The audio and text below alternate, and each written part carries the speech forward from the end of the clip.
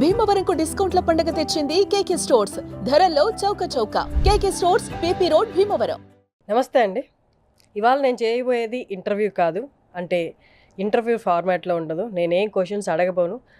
వీలైతే గురూజీ మనకి అనుమతినిస్తే కొన్ని సందేహాలు మాత్రం అడగగలను. ఎందుకంటే మీరు క్వశ్చన్లు అడగద్దు, దేశానికి కావాల్సిందేదో 15 నిమిషాల్లో నేను ఇచ్చి వెళ్ళిపోతాను అన్నారనమాట. పీస్ ఆఫ్ మైండ్ గురూజీ ఇవాళ మనతో ఉన్నారు, మన స్టూడియోలో, సుమన్ టీవీ స్టూడియోలో. నమస్తే అండి. ప్రపంచ మానవులారా, కాదు కాదు, మీరు పరమాత్మ స్వరూపులు. అది మరిచిపోయి నేను మనిషిని అనుకున్నాను.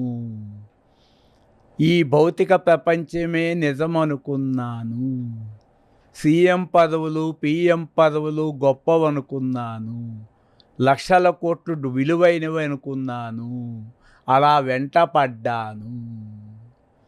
రాష్ట్ర హోంశాఖ మంత్రి గారు కానీ, రవాణా శాఖ మంత్రి కానీ, ఆర్థిక శాఖ మంత్రి కానీ, సీఎం ఎన్టీ రామారావు 10 నిమిషాలు సీఎంగా ఉన్న ఇంటర్వ్యూకి కూడా వెళ్ళలేదు. రామోజీ ఫిలిం సిటీ కానీ, ఎన్టీ రామారావు గారు, ఉపేంద్ర రైల్వే శాఖ మంత్రి గారు, వాళ్ళ ఇంట్లో కూడా రైల్వే శాఖ, వీళ్ళందరూ మాట్లాడుకుంటూ పొలిటికల్ అన్నా.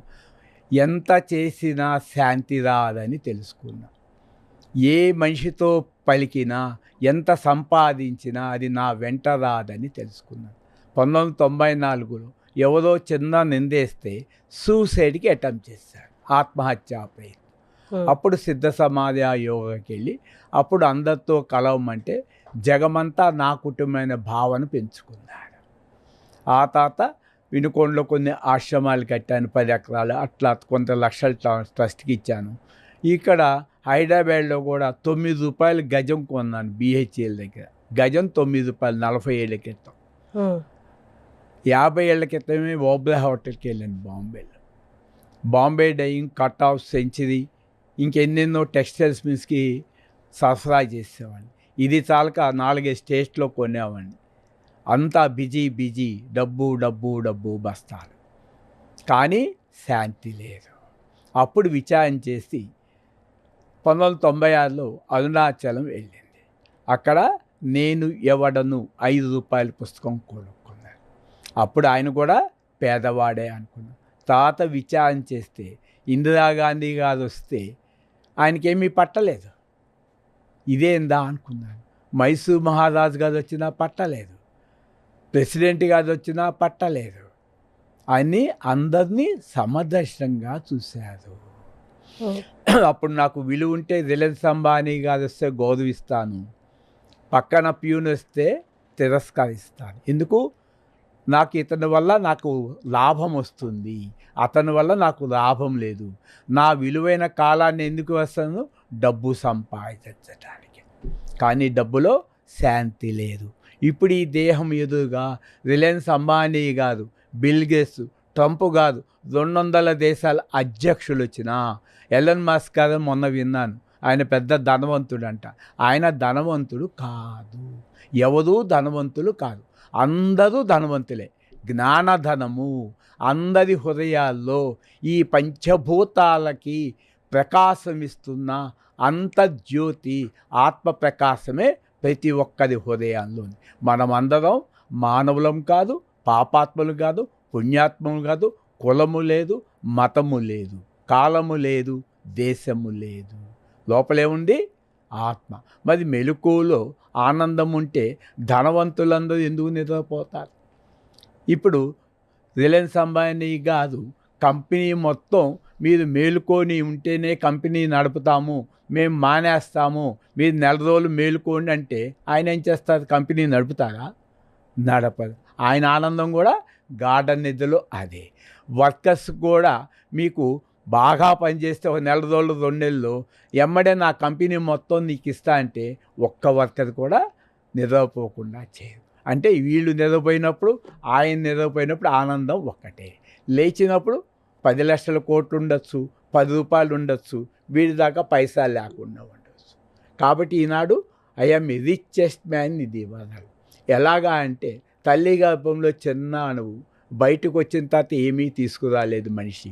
ఉదాహరణకి నన్ను రతన్ టాటా గారి దేహం పోయింది, ఆయన దగ్గర ఎన్నో కంపెనీలు ఉన్నాయి, లక్షల కార్లు ఉన్నాయి. ఆ దేహము ఒక నట్టు తీసుకుపోయిందా, ఒక గుండు సూది తీసుకుపోయిందా? అంటే తీసుకుపోవాలన్న ఆశ ఎందుకు గురూజీ? అంటే ఇప్పుడు అంటే మనకి ఇన్ని ఎమోషన్స్ ఉన్నాయి, అందులో ఆనందం ఒకటి ఉంది, బాధ ఒకటి ఉంది.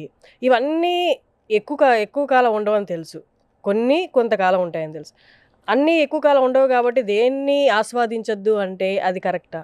మీకు 5 పైసలు పైసా 5 పైసలు కావాలా, 500 రూపాయల నోటు కావాలా? గుడిసెలో బతుకుతారా, మైసూర్ ప్యాలెస్లో ఉంటావా? అన్ని వసతులు ఇచ్చి మైసూర్ ప్యాలెస్లో ఉంటే అది హాయి కదా. మరి అన్ని జీవుల ఆనందము గార్డెన్ దగ్గర ఒకటే కదా. గుడిసెలో ఉన్న వ్యక్తికి కానీ, అలన్ బాస్కి కానీ, ట్రంప్ కానీ గార్డెన్ దగ్గర పొందే ఆనందం ఒకటే కదా. అటువంటి గొప్ప ఆనందాన్ని తాకట్టు పెట్టి 1,00,000 కోట్లు 10 లక్షల కోట్లు, ఈ భూమి నాది ఆ భూమి నాది కొట్టుకోవడం, తిట్టుకోవడం, చంపుకోవటం, దాంట్లో ఆనందం ఉందా? అంటే నిద్రలో కూడా గురూజీ డౌట్ నాకు. నార్మల్గా పొద్దంతా పని చేయకుండా నిద్రపోయే నిద్ర ఒకలా ఉంటుంది, పొద్దంతా పని చేసి అలసట తీర్చుకుంటూ పడుకునే నిద్రలో సుఖం ఎక్కువ ఉంటుంది. నిద్ర అంటే మనస్సు చేసే కర్మలు అంటే 3 రకాలు ఉంటాయి. దాని ధర్మాలు అంటే కన్ను చూచుట ధర్మం, చెవి వినుట ధర్మం. కన్ను వినదు, చెవి చూడదు. అంటే ఒక్కొక్క ఇంద్రియానికి ఒక్క ధర్మం ఉంటుంది. అలాగే కన్ను వినవేంటి 1,00,000 కోట్లు ఇస్తానంటే అది చూడదు. ఈ చెవి చూడమంటే ఇంపాసిబుల్. అట్లాగే ఈ దేహము ఒక శవము. ఇప్పుడు ఈ దేహము ఒక శవము, ఈ దేహము నేను అని ఈ దేహము ఎవ్వరికీ చెప్పలేదు.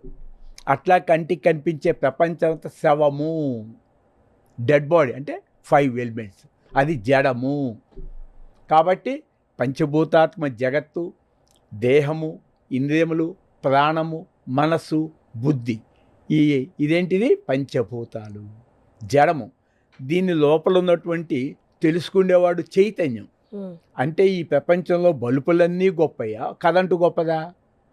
బల్బులు కొన్నా అంటే 1,00,000 కోట్లు, ఏసీలు గీసీలు ఫ్రిడ్జ్లు, కానీ కరెంటు ఉచితంగా ఇస్తుంది. కానీ కరెంటు విలువ ఉందా? వీటన్నిటికీ విలువ ఉందా?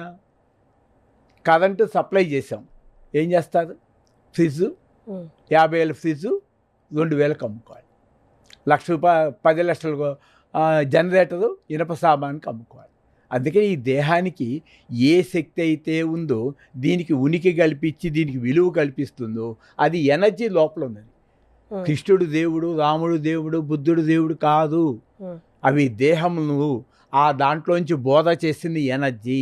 దీంట్లో కూడా అదే ఎనర్జీని బోధ చేశాడు. కాబట్టి ఇక్కడ ఉన్నది ఎనర్జీ ఏంది? ఈ జడ ప్రకృతికి అధిపతి. అందుకని మెలకువలో ఈ ప్రపంచం ఉన్నది, కళ్ళలో ప్రపంచం ఈ మెలకువలో ఆగిపోయింది. గార్డెన్ నిధిలో ప్రపంచమే లేదు. ప్రపంచమే లేకపోతే సమస్యలు ఎలా ఉంటాయి? నాకు పెళ్ళే కాకపోతే గొడవలు ఎందుకు ఉంటాయి? నాకు ఆడపిల్లే పుట్టకపోతే నేను ఎందుకు చదివిస్తాను? అంటే మనం 24 గంటలు పడుకోలేం కాబట్టి అది లేదు. అందుకని ఋషులు ఏం చేశారు? బయలుమొక్కి సైంటిస్టులు ఆకాశానికి వెళ్తున్నారు. ఋషులు మౌనంగా వెళ్ళి తన లోపల ఉన్నటువంటి అనంత శాంతిని పొంది అరిషడ్ వర్గాలు కామ, క్రోధ, లోభ, మోహ, అసలు అనేకల కామాన్నే తుంచేశాడు. ఇప్పుడు నా మనసులో కామం లేదు. ఈ ప్రపంచంలో బంగారం అంతా అక్కడ పెట్టండి, సీఎం పదవులు అండి, భూమండలం అంతా ఇవ్వండి, ప్రపంచంలో కరెన్సీ ఇవ్వండి, ప్రపంచంలో వజ్రాలు ఇవ్వండి, ఏది ముట్టుకోదు. 2 ఇడ్లీ పెట్టండి, తీసుకుంటుంది. అంటే ఏ జీవి కూడా ఇంత ఒత్తిడితో బతకట్లేదు. పోనీ ఏ జీవైనా కాకి ఒక బియ్యపు గింజ కూడా శ్మశానాన్ని తీసుకెళ్ళదు, అది దాని దగ్గర ఉండదు. మరి ప్రపంచంలో బియ్యం అంతా నీకు ఇస్తాను, నిధుల్లోకి ఒక బియ్యపు గింజ తీసుకెళ్తారా? శ్మశానానికి వెళ్ళి ఒక బియ్యపు గింజ తీసుకెళ్తారా? ఎవరైనా ఒక బియ్యపు గింజలన్నీ బతుకున్నప్పుడే కదా ఆస్వాదించగలం. మెలకువలోనే, కళలో నీకు పనికి రావు. అందుకని దానికి విలువ ఇవ్వద్దు అంటే ఎలాగా? అంటే నీకు పీస్కి విలువ, మనశ్శాంతికి విలువ ఇవ్వు. గార్డెన్లో ఏమీ లేకుండా మనశ్శాంతిగా ఉన్నావు కదా, దానికి విలువ. దాన్ని పట్టుకొని మనశ్శాంతిని చెక్కు చెదరకుండా ఉంచుకొని నువ్వు కర్మ చెయ్యి. యోగస్థ కుదు కర్మ అని కర్మ చెయ్యి, బ్యాలెన్స్ గుండు. కర్మ ఫలితాన్ని ఏది జరిగినా యాక్సెప్ట్ చేస్తుంది. అప్పుడు ఏమవుతుంది? నీ పీస్గానే ఉంటావు, అన్పీస్ అవ్వదు. మరి కోరుకున్నప్పుడు కోరిక నెరవేరినప్పుడు వచ్చే అశాంతి కూడా ఉంటుంది. అప్పుడు ఏం చేయాలి? కర్మ చేస్తున్నాడంటే కర్మ ఫలితాన్ని ఆశించే చేస్తాడు. అవును, ఆ ఫలితం అనుకూలంగా వచ్చిందా శాంతి, అననుకూలంగా వచ్చిందా అశాంతి. అవును. ఇప్పుడు కర్మ చేసిన ప్రతి వాడికి ఏదో ఒక ఎజెండా ఉంది కదా, అదే శాంతికి చేకూరుస్తుందో లాస్ట్కి అశాంతి చేకూరుస్తుందో అది తర్వాత. ఓకే, ఇప్పుడు చెప్తాను. పరమ ఏం చెప్పాడు? నేను కర్మ చేయటం యందు నాకు కర్మఫలంలో నాకు ఆసక్తి లేదు. అంటే కర్మ చేయటం వల్ల ఈ ప్రపంచం అంతా నాకు వచ్చేసింది, అయినా నాకు లాభం లేదు. ప్రపంచం అంతా పోయింది, నాకు నష్టం లేదు. అంటే లాభ నష్టాలు ఎవరు? మనోభావాలు. నేను ఎవరిని లోపల? పరమాత్మని. పంచభూతాలకే యజమాని అయితే నేను నష్టపోయేదేంటి? ఒక 100 ఎకరాలు కంచేసుకున్నావు, పోయింది, అయినా భూమి నా నుంచి పుట్టింది కదా. అదిగో భూమి బయట ఉంటుంది. భూమి 100 ఎకరాలు నీ 5 అడుగుల స్థైర్యంలో ఎట్లా పట్టింది? 100 కాళ్ళు నీ 5 అడుగుల స్థైర్యంలో ఎట్లా పట్టింది? ఒక కప్పు ఏమైనా పట్టిందా లోపల? తీసుకోండి, ఈ వాటర్ బాటిల్ తీసుకోండి, ఆ నగలు తీసుకోండి, ఒక బియ్యం కింద మనసు లోపల పెట్టండి, ఒక రూపాయి బిళ్ళ లోపల పెట్టండి, పెట్టలేదు. అది బయట పెడుతుంది, నాదనే తలపు ఉంటుంది. మరి ఋషులకి మునులకి తపోభంగం అయినప్పుడు కోపం ఎందుకు వస్తుంది? వాళ్ళకు కోరిక ఉంది, శాంతిని చేరాలి, శాంతిని నాలో ఉంచుకోవాలన్న కోరికతో ఆ కర్మ స్టార్ట్ చేశారు, మెడిటేషన్ కర్మ. ఎవరికైతే కోపం వచ్చింది మునులు ఉన్నా వాళ్ళని పిలిచి అడగండి, ఎందుకు వచ్చింది నన్ను అడగండి. మీకు తపోభంగం అయితే నాకేం తపోభంగం అవ్వదు. మీరు మెడిటేషన్ లో కూర్చుంటే ఎన్ని గంటలు కూర్చోగలరు? ఇది మెడిటేషన్. ఇంకా నాకు ఏమీ లేదు, మెడిటేషన్ లేదు, పాడు లేదు, నిద్ర లేదు. 4 ఏళ్ళ నుంచి నిద్రపోరు అంతే. 1 గంట కూడా 20 సంవత్సరాలని ఇంతే. మీరు చెప్పు తీసుకొని కొట్టండి, ఉమ్మేయండి. ఓర్పు. ఎవరో తపోభంగం ఆయన అడగండి, నన్ను అడుగుతాదే. నా తపోభంగం అయితే చెయ్యండి. అది విశ్వామిత్రుని అడగండి. మేనక వచ్చేటప్పటికి ఆకర్షించి నీ తపోభంగం అయింది నాయన విశ్వామిత్ర అంటే ఆయన అడగండి. ఆయన కూడా నాకు గురువే కాబట్టి నేను తపోభంగం చేసుకోదు. ఇలా చూసినా కూడా ఏం కాదు, ప్రపంచంలో స్త్రీలందరూ చూసినా ఏం కాదు, ఎందుకంటే అది మసిగా చూస్తాను కాబట్టి చూడగానే. స్త్రీల దాకా వెళ్ళట్లేదు. దృశ్యం ఏదైనా దృశ్యం తద్నశ్యం. నువ్వు మనసులో ఏది చూసినా అది మసి అయిపోతుంది, కానీ లోపల ఉన్నది సావులేని ఆత్మ. కాబట్టి మెలకువలో ప్రపంచం ఉంది, కళలో మెలకువది లేదు, గార్డెన్ నిద్రలో మెలుగు ప్రపంచం లేదు, స్వప్న ప్రపంచం లేదు, నిద్రాస్థితి. అంటే అక్కడ నో మైండ్ నో వరల్డ్. అక్కడ జీవుడు లేడు, జగత్తు లేదు, ఈశ్వరుడు. 8 గంటలు ఉన్నాం. అటువంటి ఆనందాన్ని 8 రోజులు పొందొచ్చు కదా, 8 సంవత్సరాలు ఉండొచ్చు కదా. మన రమణ మహర్షి అట్లా ఉన్నప్పుడు 11 సంవత్సరాలు మనసే కదలలేదుగా. ఇలా ఎలుకలు కొట్టిన చర్మము మాంసం తింటుందా అంటే వాళ్ళు అది పొందారు. కాబట్టి ఇవి భౌతిక సంపద, దీంట్లో సుఖం లేదు. అంటే దీనికి శాంపిల్ ఏమి ఇస్తా అంటే మందు.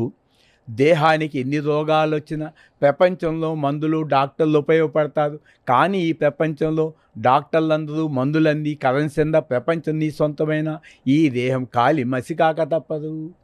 లేదా ఆదోళలు గుంట తీస్తారు, దాంట్లో పూడుస్తారు, మట్టి కప్పేస్తారు. శ్మశానాలు ఎన్నో ఉన్నాయి ప్రతి ఊళ్ళో, చూసుకోండి. కాబట్టి నేను చెప్పేది పీస్ ఏంటంటే, పీస్కు రావాలంటే ఒక మానసిక మందు ఇస్తున్నాను. తల్లి గర్భంలో చిన్న అణువు, అక్కడ ఏ వస్తువు కానీ ఏ వ్యక్తి కానీ లేదు. నా తల్లని కానీ, నా గురువు అని కానీ, అమ్మని కానీ, కులం అని కానీ, మతం అని ఒక తలపు లేదు. తల్లి గర్భంలో అణువుగా ఉన్నప్పుడు అక్కడ ఏ నామము రూపము లేదు, ఏ ఒక్క వ్యక్తి లేడు, ఇష్టము అయిష్టం లేదు, నీ దేహం కూడా లేదు. కాడ నిద్రపోగానే ఏమైంది? నీకు ఒక వస్తువు పైన లేదు, ఒక వ్యక్తి కూడా నీకు కనిపించట్లేదు, నీకు ప్రపంచమే లేదు, భూమి కనిపించట్లేదు, సూర్యుడు కనిపించట్లేదు, చంద్రుడు కనిపించట్లేదు, సముద్రాలు కనిపించట్లేదు. గాఢ నిద్రలో నువ్వు అడిగితే భూమి మొత్తం ఇచ్చేస్తాను, సముద్రాలు మొత్తం ఇచ్చేస్తాను, చెట్లు మొత్తం ఇచ్చేస్తాను, ప్రపంచంలో బంగారం అంతా ఇచ్చేస్తాను, సూర్యలోకం ఇస్తాను, చంద్రలోకం ఇస్తాను, 14 భువనాలు ఇస్తాను, 1 కోటి మంది కృష్ణులు ఇస్తాను, 1 కోటి మంది రాముళ్ళు ఇస్తాను. నువ్వు ఏమి కోరుకుంటే నామరూపాలు అది ఇస్తాను. అది గార్డెన్లు సినిమా తెరలాగా ఉన్నావు అనంతంగా. ఒక్క జ్ఞాపకం గుర్తు చెయ్యి, గార్డెన్ నిధిలో చేయలేవు. గతము చెప్పు, భవిష్యత్తు చెప్పు. అక్కడ ప్రజెంట్ వర్తమానం. అంటే భగవంతుడు వర్తమానం, ఆయనకి బర్త్ లేదు, డెత్ లేదు. ఎవరికైతే బర్త్ ఉందో డెత్ ఉంటే అతను దేవుడు కాదు, పరమాత్మ కాదు. ఆకారం తీసుకుంటే.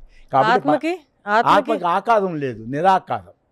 అది చావు బతుకులు ఉన్నాయా ఆత్మకి? పుట్టు ఆకాదం ఉంటే చావు పుట్టుకుని ఉంటాయి.